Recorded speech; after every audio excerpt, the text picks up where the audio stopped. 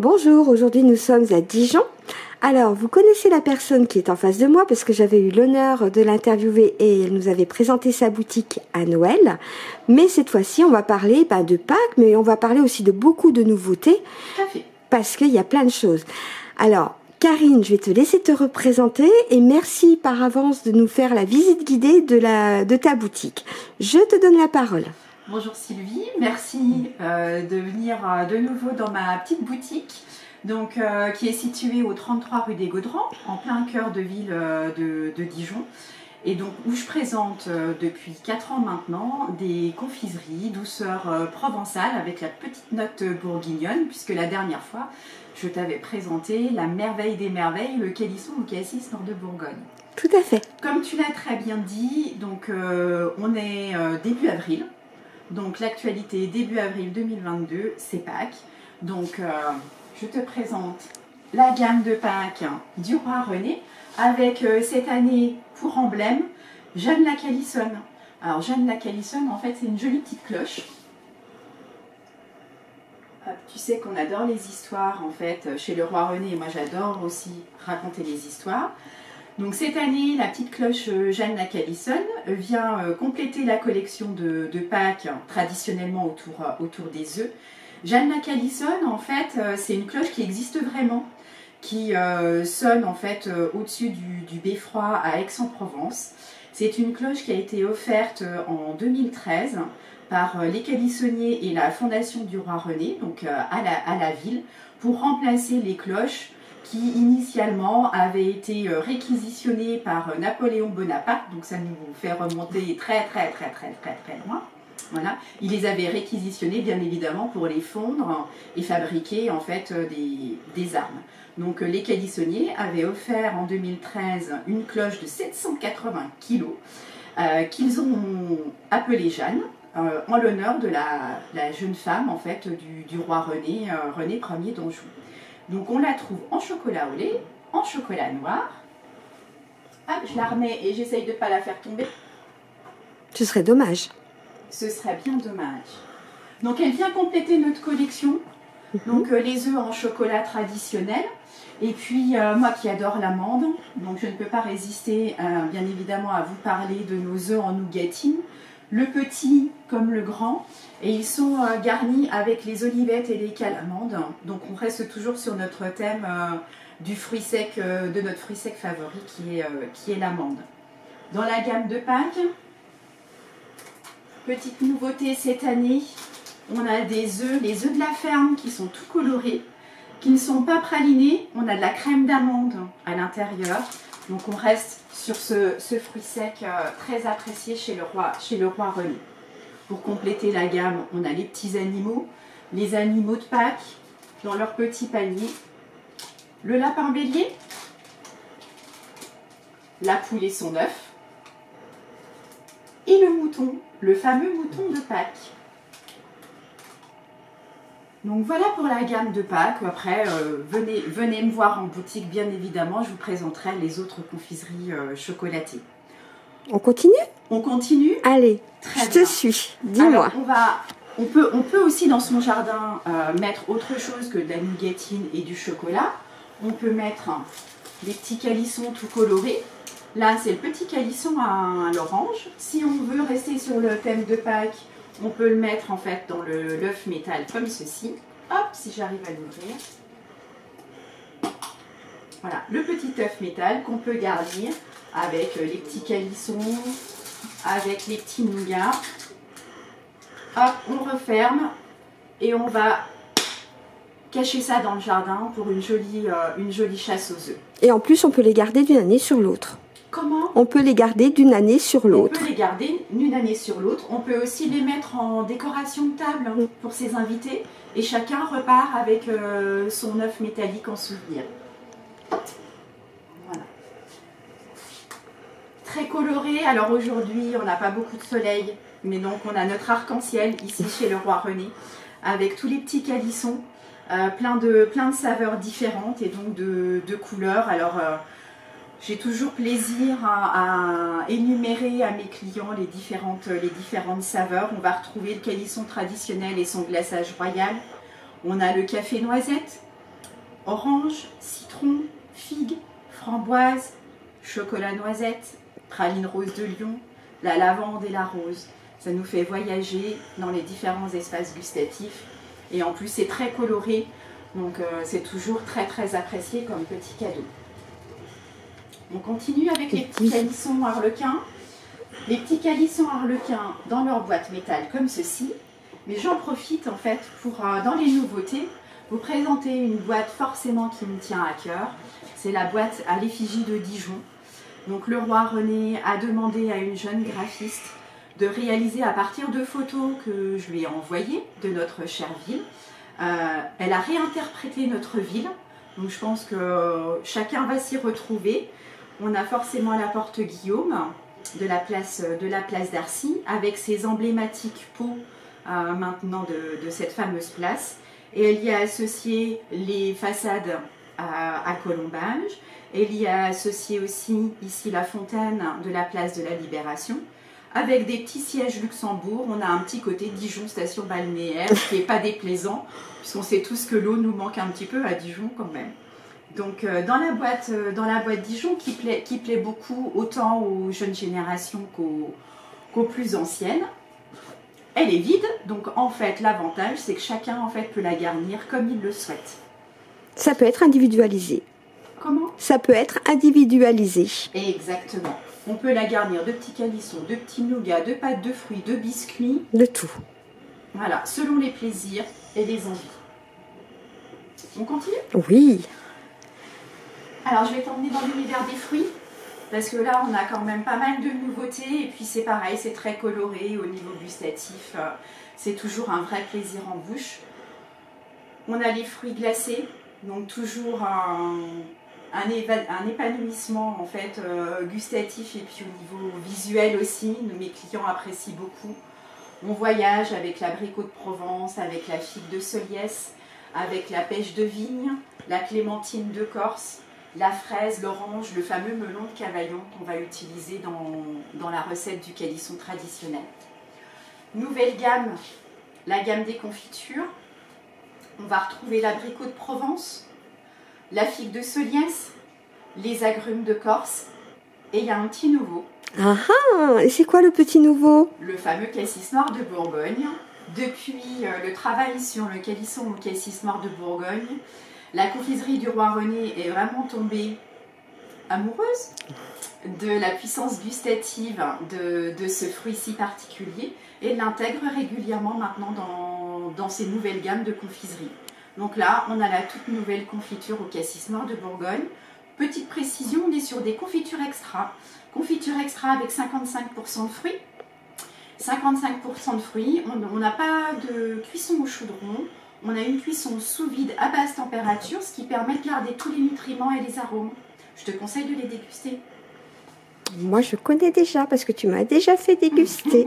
Alors, moi, j'ai aussi quelque chose à dire. C'est grâce à toi qu'ils ont intégré dans la confiserie le cassis. Oui. T'oses pas le dire, mais moi je le dis. Voilà, parce que c'est toi qui leur as fait découvrir. Si j'avais pas osé, on peut appeler oser ouvrir la boutique à Dijon, la confiserie du roi René ne travaillerait absolument pas le cassis en 2022. C'est effectivement moi qui leur ai demandé de travailler ce cassis. C'est un cassis noir de Bourgogne, produit en Bourgogne, puisque initialement je leur ai demandé de travailler avec la ferme Fruits Rouges située à Conquer-Corbeau, sur les hauteurs de l'île Saint-Georges. Sylvain, Isabelle, Camille, Olivier, que beaucoup de personnes connaissent à Dijon, autour de Dijon et bien au-delà maintenant, puisqu'ils ont une belle réputation nationale et internationale. Et en incorporant ce cassis noir de Bourgogne, la confiserie a aussi travaillé avec la coopérative de Mercueil.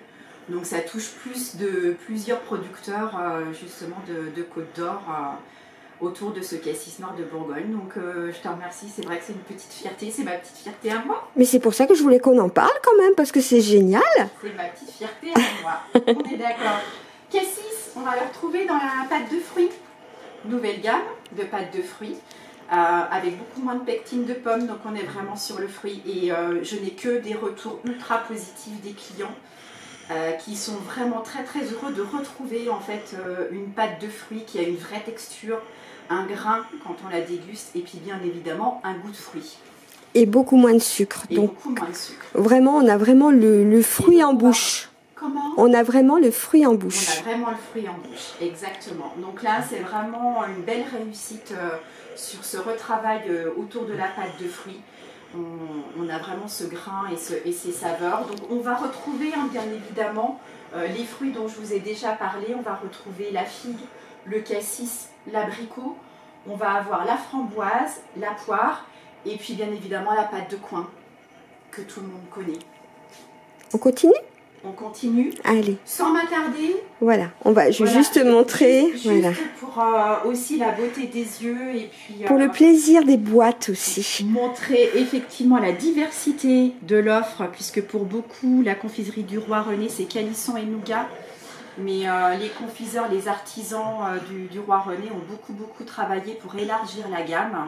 Donc si vous avez le plaisir de venir au 33 rue des Gaudrans, vous n'aurez pas que des calissons, vous n'aurez pas que des nougats, vous avez vraiment beaucoup d'autres choses à déguster, notamment donc les biscuits provençaux qui sont fabriqués par Sylvie, une autre Sylvie, qui elle travaille dans son atelier à Fort-Calquier dans les Alpes de Haute-Provence, uniquement avec des farines biologiques.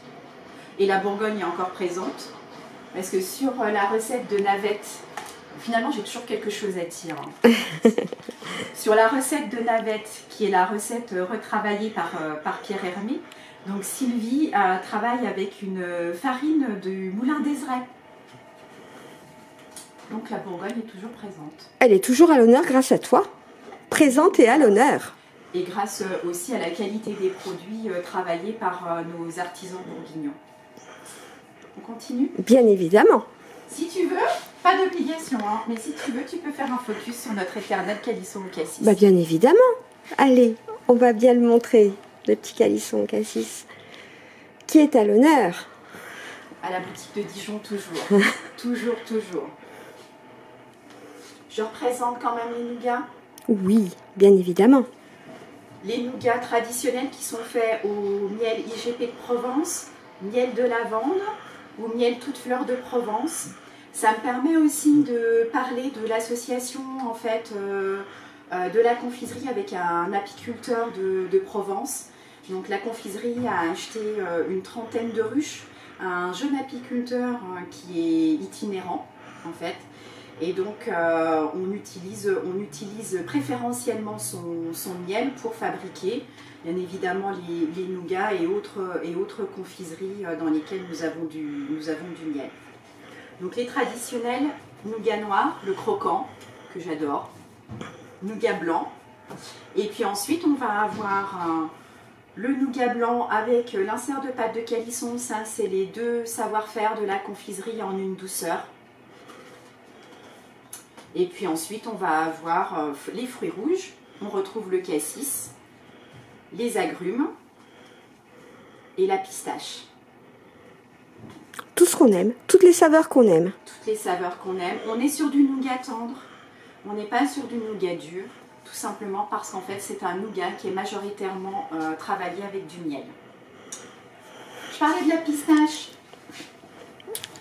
un fruit sec qu'on ne trouve pas très souvent. J'en profite pour présenter ça, c'est aussi une tuerie, un best-seller aussi, c'est le suprême de pistache. Alors un suprême en fait c'est une pâte à tartiner, donc la pâte à tartiner c'est une pâte, la pâte de pistache, qui va être travaillée avec une huile pour la rendre tartinable. Là on est sur une huile d'olive et ensuite vous avez des pistaches caramélisées concassées à l'intérieur pour apporter un petit côté texture, toujours ce côté texture, hein.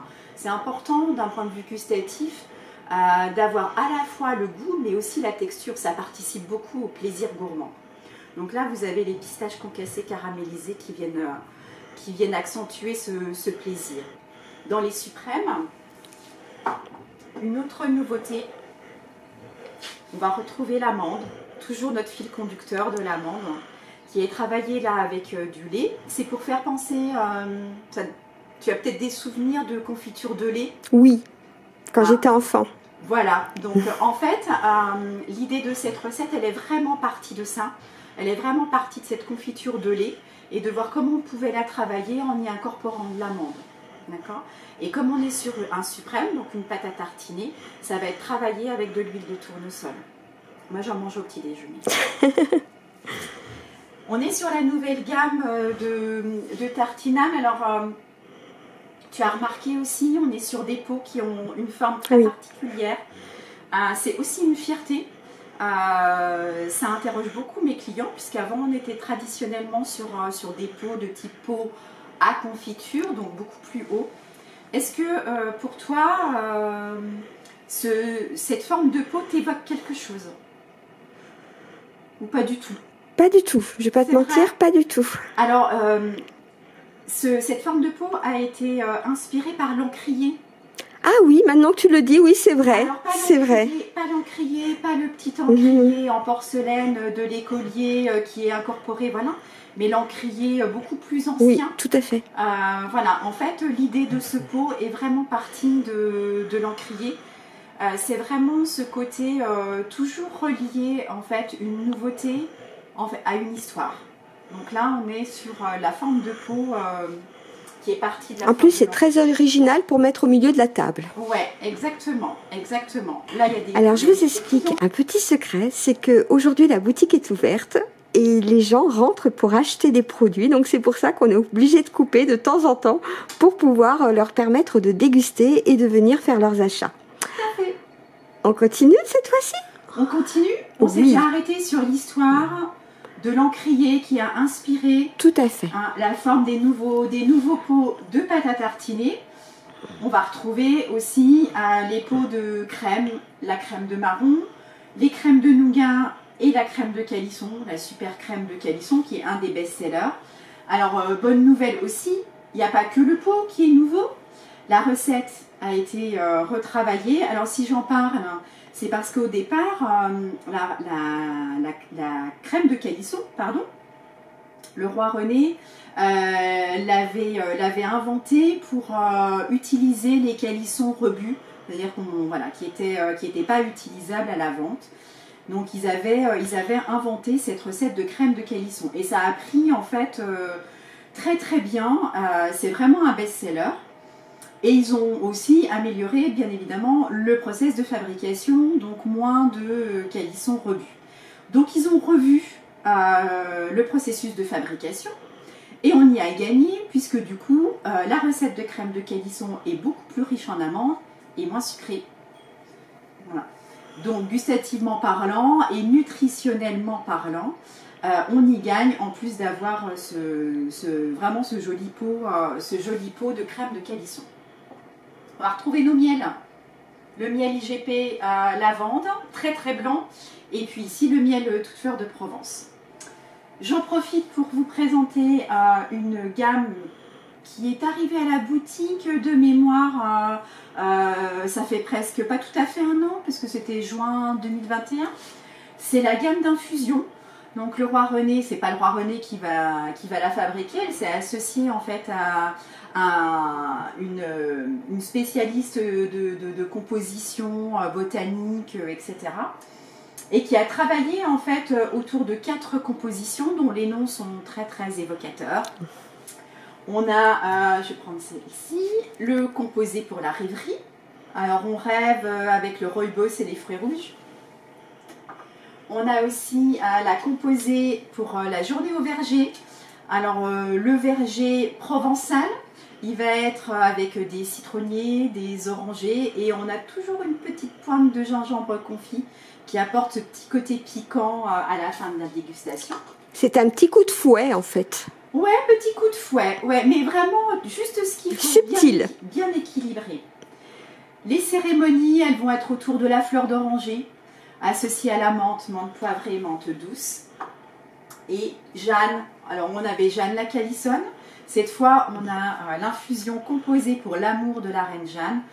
Vous l'avez compris, Jeanne, c'est le deuxième amour du roi René. Le premier, c'était Isabelle de Lorraine, qui est décédée avant que le roi René se marie avec Jeanne de Laval. Donc Jeanne de Laval, elle est vraiment associée en fait à l'histoire du roi René, à l'histoire du calisson, puisque c'est pour elle que le calisson avait été inventé en 1454. Donc pour l'amour de la reine Jeanne, en infusion, on va être autour de la rose, du bleuet, de la camomille. Donc quelque chose de très très doux, de très subtil. Ces infusions, elles font toujours aussi écho à une histoire, c'est-à-dire qu'elles viennent accompagner avec délicatesse nos confiseries, mais elles rendent hommage aussi à la passion qu'avait le roi René pour la botanique. Dans les textes, il est prouvé que le roi René était un passionné de botanique. Il a fait venir les infusions avant qu'on ait les infusions et le café à la cour de France. Et le roi René est à l'initiative aussi du jardin botanique de Marseille. Avec les clients, tout à l'heure, on parlait de Marseille. Tout à fait. Voilà. Et ben Marseille revient, puisque effectivement, le jardin botanique de Marseille, le roi René est un des initiateurs. Alors moi, j'aime bien la petite cuillère, voilà, justement.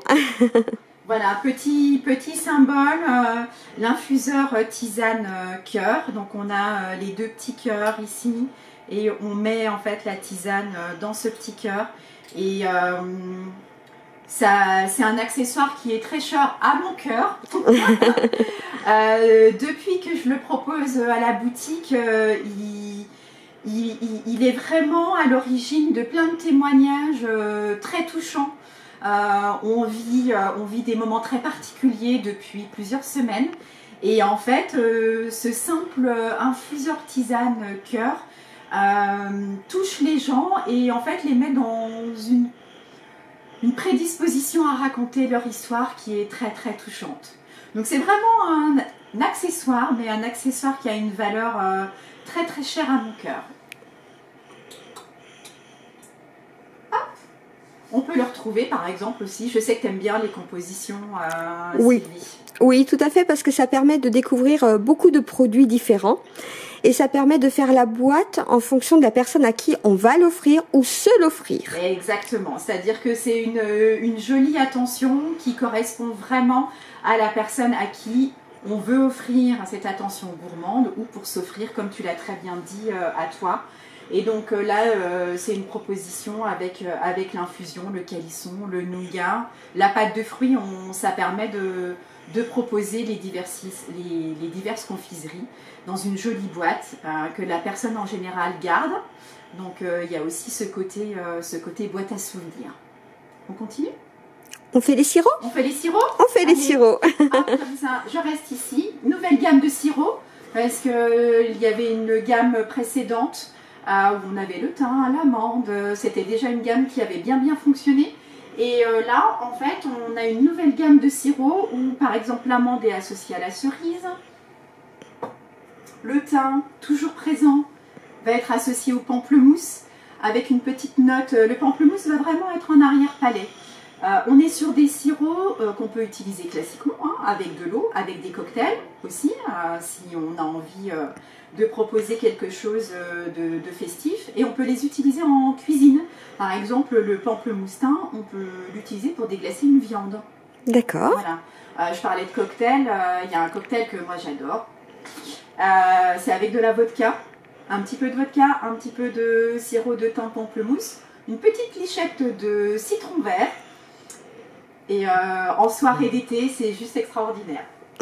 Bon, toujours à consommer avec modération. Tout à fait. On est d'accord? On a un verveine citron. Et puis, on va retrouver notre cassis avec le sirop cassis groseille. Donc ça, c'est vraiment la nouvelle gamme de sirop. Les bouteilles, c'est pareil, les bouteilles sont différentes. Elles étaient transparentes la gamme précédente. Là, elles sont opaques. C'est pour protéger en fait le produit du soleil, de la lumière notamment, puisqu'en fait on est sur des sirops qui sont très peu sucrés. On n'a pas d'additifs. Donc en fait, il faut protéger tout ça de la lumière du soleil pour éviter que ça évolue trop vite.